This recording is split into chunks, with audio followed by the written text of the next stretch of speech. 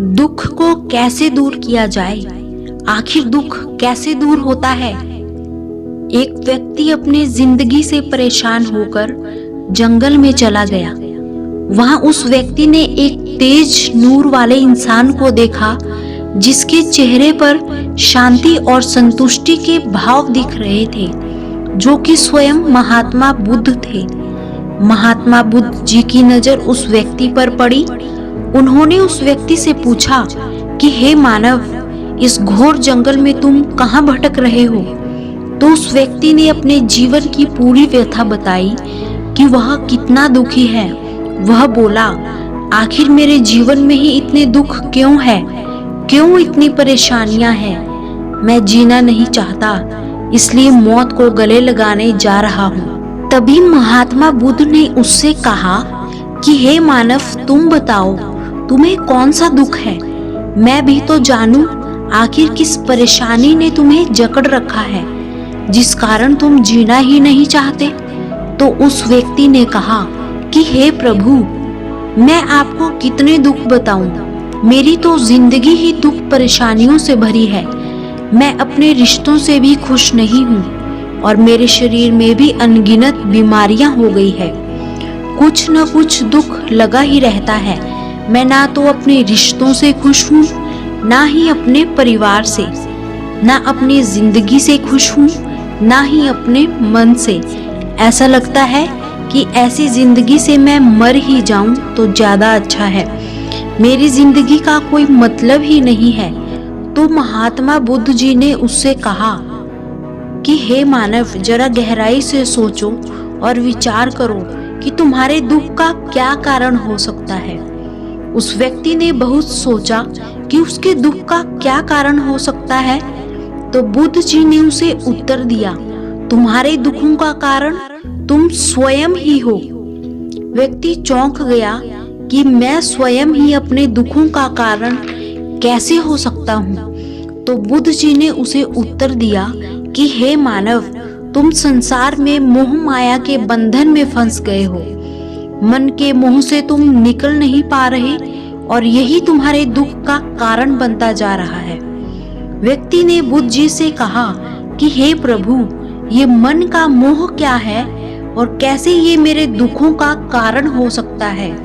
तो बुद्ध जी ने उसे दो कहानियां सुनाई कि जिस प्रकार एक मकड़ी पूरा दिन जाला बुनती रहती है और एक दिन ऐसा आता है कि वह स्वयं ही उस जाल में फंस जाती है।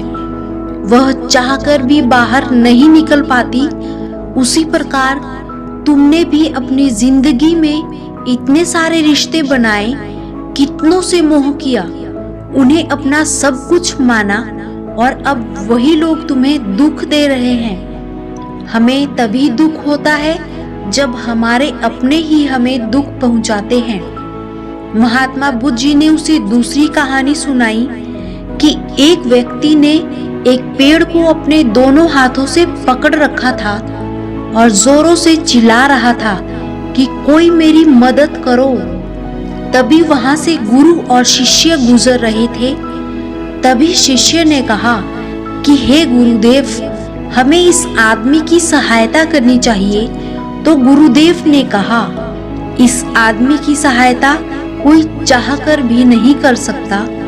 तो उस शिष्य को बड़ा आश्चर्य हुआ कि हे गुरुदेव, ऐसा क्या है, इसकी मदद कोई क्यों नहीं कर सकता? तो गुरुजी ने कहा, इस व्यक्ति ने खुद ही तो पेड़ को पकड़ रखा है।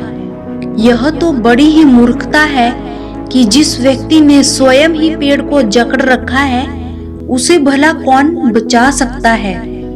तो महात्मा बुद्ध जी ने उस व्यक्ति से कहा कि ऐसे ही तुम भी तो हो।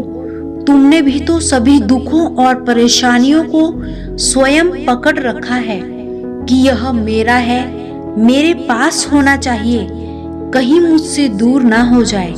यह मेरा है, मुझे ही मिलना चाहिए। बस यही तो तुम्हारे दुखों का कारण है।